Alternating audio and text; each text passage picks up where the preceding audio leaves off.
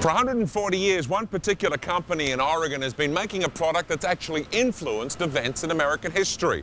And in their attention to tiny details, they have made sure for over a century that what they create is nothing less than the genuine article.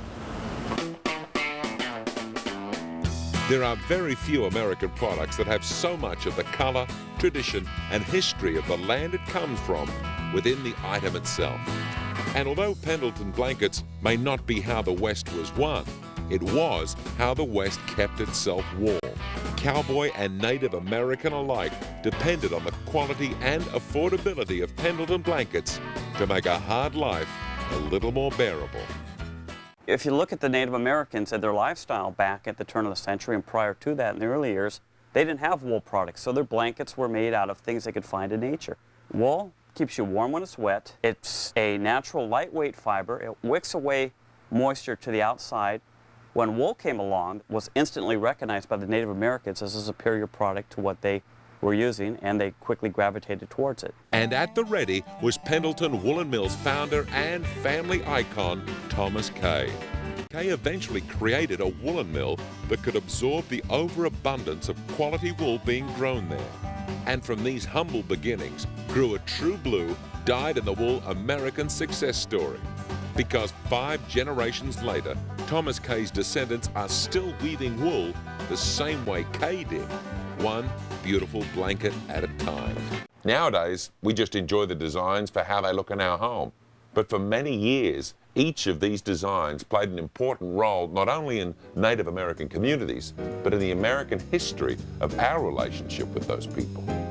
Now, while the Bishop family brought their weaving expertise from England to produce beautiful wool, their designer, a man called Joe Rounsley, would go off and live with Native American communities all over the country. He would return to headquarters sometimes 6 months or a year after he'd left, and no one had known where he was, with hundreds of different designs. These designs are still being rediscovered today.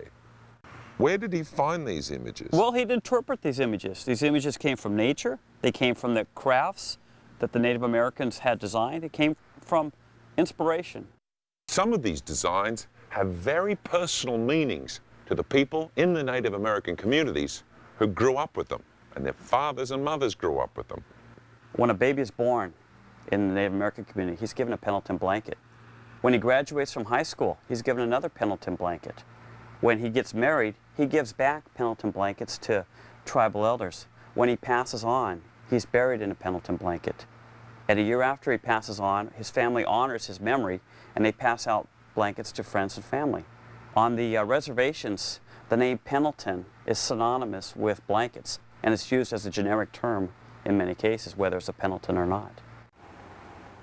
Why is this blanket so special? This is our Geronimo blanket.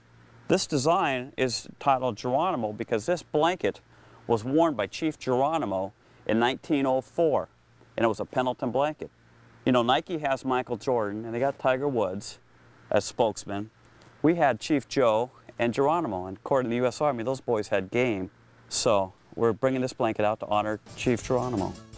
Now, the good folks here at the factory know that the blankets they're making today will be around for a couple of more generations. Why? Well, wool fibers break up to 20,000 bends. Rayon breaks up to 75. I think that says it all.